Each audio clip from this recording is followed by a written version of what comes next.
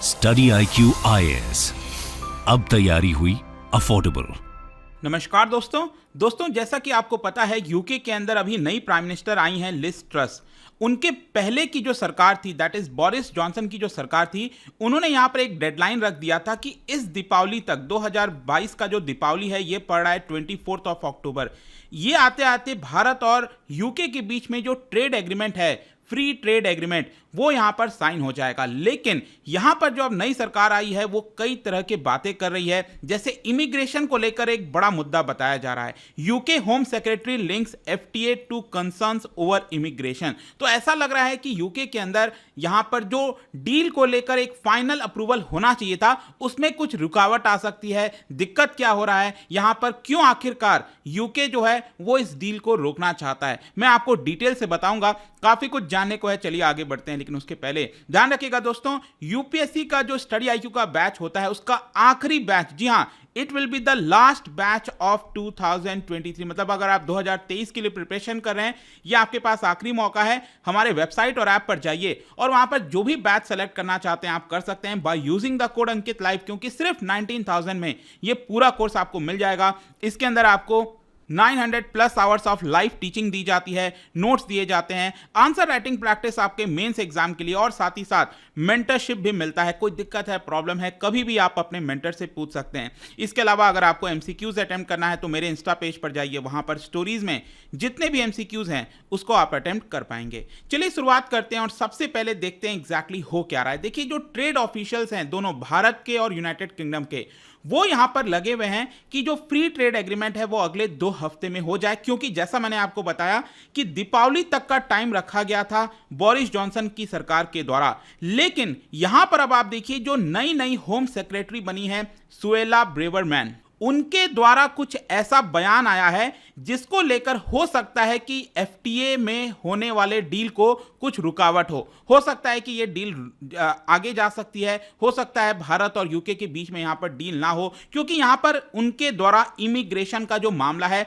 वो उठाया गया है। इसको लेकर मैं बाद में आऊंगा, लेकिन उसके पहले मैं आपको बता दूं, ये जो डील है दोस्तों, ये भारत और यूके दोनों के लिए इंपॉर्टेंट है। भारत की तरफ से अगर आप देखोगे, जो प्राइम मिनिस्टर नरेंद्र मोदी हैं, उनके लिए भी इंपॉर्टेंट हो जाता है, क्योंकि ये एक ऐसा डील बताया जा रहा था जिसकी वजह से यह भी दिखाना पड़ता कि जो सरकार है भारत में वो इंटरनेशनल डील कर सकती है, एग्रीमेंट कर सकती है, इस तरह के बड़े एग्रीमेंट्स कर सकती है। और दूसरी तरफ अगर आप देखिए तो यूके के अंदर जो अभी नई प्राइम मिनिस्टर बनी है उनके लिए भी इंपॉर्टेंट है, क्योंकि वहां की जो इकोनॉमी है वो थोड़ी सी खराब हो गई है। वहां पर आपने देखा होगा रिसेशन का खतरा बढ़ रहा है, जो उनकी करेंसी है बहुत तेजी से डेप्रिशिएट हुई है और वहां पर करेंसी क्राइसिस आ गया है। इन सारी चीजों के बीच यूके को भारत की भी आवश्यकता है। तो ये जो डील थी दोस्तों, ये दोनों के लिए यहां पर इंपॉर्टेंट है। लेकिन अब क्वेश्चन ये है कि यूके के द्वारा क्या मुद्दा उठाया जा रहा है। देखिए, यूके की जो अभी यहां पर सेक्रेटरी, मैंने आपको बताया ना, होम सेक्रेटरी, जैसे हमारे यहां पर होम मिनिस्टर हैं अमित शाह जी, वैसे ही वहां पर सेक्रेटरी कहते हैं। तो जो ब्रेवरमैन है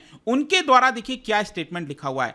I have concerns about having an open borders immigration policy with India because I don't think that's what people voted for with Brexit। तो आपको याद होगा कि यूके के अंदर लंबे समय से इमिग्रेशन को लेकर काफी ज्यादा चर्चा चलती है। जो ब्रेक्जिट हुआ था उसका मेन कारण क्या था? ब्रेक्जिट होने का मेन कारण यही था कि यूके के जो यूरोपियन यूनियन के बाकी के जो देश हैं वहां से बहुत से लोग यूके के अंदर आ रहे थे और यूके के लोग यहां पर परेशान थे कि उनके पास जॉब नहीं मिल रही है। जो बाकी के देशों से लोग हैं वो यहां पर आ जाते हैं इजली और काम कर लेते हैं, राइट। और इसी की वजह से फाइनली इन लोगों ने वोट किया और ये यूरोपियन यूनियन से बाहर हो गए। और इसी चीज को यहां पर रिपीट किया जा रहा है अब कि अगर मान लो यूके और भारत के बीच में डील हो जाती है फ्री ट्रेड एग्रीमेंट, तो इसकी वजह से क्या होगा, भारत के पास क्योंकि जनसंख्या ज्यादा है, हमारे पास स्किल्ड मान लो जो भी लेबर्स हैं वो यूके आसानी से जा सकेंगे। और इसकी वजह से यूके के अंदर चिंता है कि अगर ऐसा हुआ तो अगेन यहां पर प्रॉब्लम खड़ी हो जाएगी और यूके के जो निवासी हैं, लोग हैं, उनको जॉब नहीं मिलेगा और भारतीयों को जॉब मिल जाएगा। So I do have some reservation, look at migration in this country. उन्होंने ये कहा कि यूके के अंदर जो सबसे बड़ी पॉपुलेशन है माइग्रेशन की, जो ग्रुप है, वो इंडियन माइग्रेंट्स हैं। इंडियन माइग्रेंट्स सबसे ज्यादा हैं यूके के अंदर।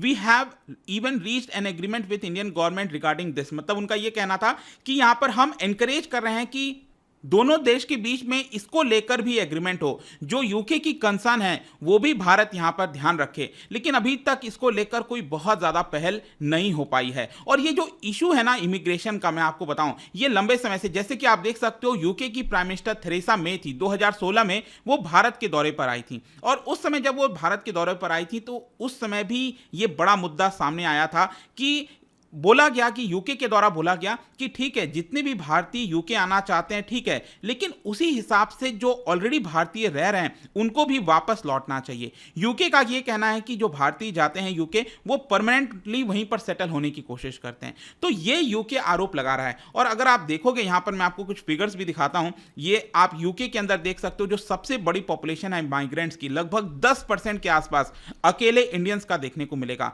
7% के आसपास पोलैंड है, 4.7% पाकिस्तान, उसके बाद बाकी के देश आप यहां पर देख सकते हो।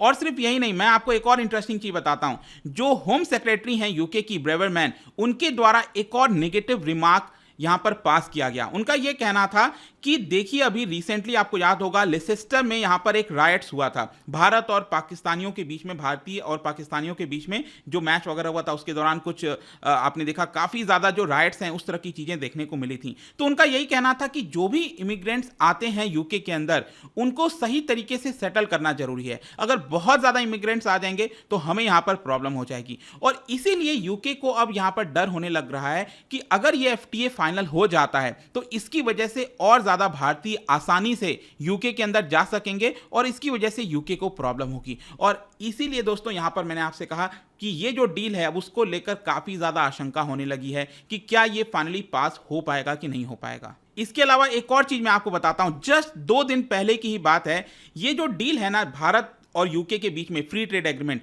तो यूके की तरफ से जो रिप्रेजेंटेशन किया जा रहा है वो किया जा रहा है by UK secretary for international trade, जिनका नाम है केमी बेड्रनॉक। उनके द्वारा भी यहां पर कुछ ऐसा स्टेटमेंट दिया गया जिससे ऐसा लग रहा था कि एफटीए को लेकर काफी ज्यादा कम एक्सपेक्टेशन है। देखिए उन्होंने यहां पर क्या कहा, I am not in a rush to sign trade deal, मैं यहां पर जल्दी से ट्रेड डील को साइन करने के लिए रश में नहीं हूं। I want good deals with these countries, यहां पर We need to make sure that every deal is great for the UK। तो जो भी डील होगा वो यूके के पक्ष में हो, यूके के बेहतरी के लिए हो, ऐसा यहां पर इनका भी बयान दिया गया था। तो इन सारे बयान से आपको क्या लग रहा है कि कहीं ना कहीं यूके के अंदर अब आशंका हो रही है कि इस डील को लेकर आगे बढ़ना चाहिए या नहीं बढ़ना चाहिए। जहां तक क्वेश्चन है भारत की तरफ से, देखिए यहां पर कई सारे मीडिया रिपोर्ट्स में खबर आई कि हमने अप्रोच किया कॉमर्स मिनिस्ट्री को कि भारत सरकार का क्या कहना है इसको लेकर, लेकिन यहां पर सोर्सेज के माध्यम से यही बोला गया कि जो भी कुछ हो रहा है यूके में ये उनका अंदरूनी मामला, इंटरनल अफेयर्स है। वैसे मैं आपको बता दूं, अभी 27 सितंबर को ही जो हमारे पीयूष गोयल साहब हैं, कॉमर्स एंड इंडस्ट्रीज मिनिस्टर, वो यहां पर वर्चुअल मीटिंग भी किए थे वहां की होम सेक्रेटरी के साथ ट्रेड और बाकी मामलों को लेकर। लेकिन इसको लेकर ऐसा लग रहा था कि शायद ये डील हो जाएगा दीपावली तक, लेट्स सी क्या होता है। लेकिन उसके पहले एक और इंटरेस्टिंग चीज मैं आपको बता दूं, भारत और यूके के बीच में जो ट्रेड है ना, उसमें सबसे ज्यादा जो मेजॉरिटी ट्रेड होता है वो आपका सर्विसेज में होता है। जैसे आप देख सकते हो दोनों देश के बीच में हर साल ट्रेड लगभग $50 बिलियन के आसपास है, जिसमें $35 बिलियन अकेले सर्विसेज से रिलेटेड है और बाकी $15 बिलियन ही आपका जो फिजिकल गुड्स होता है उससे रिलेटेड है। अगर आप यूके के पर्सपेक्टिव से देखोगे तो भारत यूके का 12th लार्जेस्ट पार्टनर है और सिर्फ 1.9% ही जो यूके का टोटल ट्रेड होता है ना, उसका सिर्फ 1.9% ही हिस्सा आपका भारत के साथ है। और वहीं अगर आप भारत के पर्सपेक्टिव से देखो तो यूके हमारे लिए 7th लार्जेस्ट एक्सपोर्ट डेस्टिनेशन है। वैसे मैं आपको बता दूं, जो भी ट्रेड होता है यूके और भारत के बीच में इस समय भारत के पक्ष में है, मतलब सरप्लस में है। ऑब्वियस सी बात है क्योंकि हम सर्विसेज की बात कर रहे हैं और सर्विसेज में भारत काफी अच्छा है। जो आईटी सर्विसेज हो गए, बहुत सारी चीजें हो गई, वो हम यूके को प्रोवाइड करते हैं। तो यहां पर अब यूके को डर लग रहा है कि अगर ये एफटीए होता है, क्योंकि ये वाला जो एफटीए है इसमें अगर आप देखोगे तो एक तो जो टैरिफ है वो तो कम होते ही है गुड्स के ऊपर, लेकिन इसके साथ साथ जो नॉन टैरिफ हैं, जैसे कि टेक्निकल बैरियर्स हो गया, इंटेलेक्चुअल प्रॉपर्टी राइट्स को लेकर मामला हो गया, बहुत सारी चीजें होती हैं जिसमें भारत अच्छा नहीं है, तो उसको एक प्रकार से कम कर दिया जाएगा। मतलब भारत को इन सब के ऊपर बहुत ज्यादा ध्यान देने की आवश्यकता नहीं है और हम आसानी से फिर ट्रेड कर सकेंगे। हमारे कई सारे जो लोग हैं, हेल्थ केयर वर्कर्स हो गए, बहुत सारी चीजें होती हैं जो यूके के अंदर जा सकेंगे और इसीलिए यूके को यहां पर चिंता हो रही है कि आगे क्या किया जाए। दोस्तों आपका क्या सोचना है इसको लेकर? भारत को यहाँ पर क्या करना चाहिए क्या नहीं, क्योंकि भारत तो इंतजार कर रहा है जल्दी से ये FTA हो और हम यहाँ पर और ज्यादा ट्रेड बढ़ा सकें। बट लेट्स सी क्या लिखा है यहाँ पर। जाने से पहले एक इंटरेस्टिंग क्वेश्चन आपके सभी के लिए ट्रेड एग्रीमेंट से रिलेटेड है। भारत का कितने देशों के साथ ट्रेड एग्रीमेंट हुआ है, लिमिटेड प्रेफरेंशियल ट्रेड एग्रीमेंट हुआ है? 2 स्टेटमेंट यहां पर दिए गए हैं, ध्यान से पढ़िए। इसका राइट आंसर आपको पता ही है, मेरे इंस्टाग्राम पर तो मिलेगा ही, वहां पर अगर आप नहीं हो कोई बात नहीं, टेलीग्राम से भी ले सकते हैं इसका सही उत्तर। मैं कई सारे जो MCQs हैं वो यहां पर स्टोरीज में डालता रहता हूं। बाकी अगर आपको PDF चाहिए तो टेलीग्राम पर आइए, अलग अलग सोशल मीडिया पर आप जुड़ पाओगे। और जैसा मैंने बताया, UPSC की तैयारी दोस्तों आप कर सकते हैं। यह आखिरी बैच लॉन्च होने वाला है यहाँ पर। Use this code Ankit live, ताकि सिर्फ 19,000 में ये पूरा कोर्स आपको मिल जाएगा। आई होप की वीडियो आपको पसंद आया होगा। मिलता हूं आपसे next time. Till then, thank you very much, see you soon. Study IQ IAS, अब तैयारी हुई अफोर्डेबल।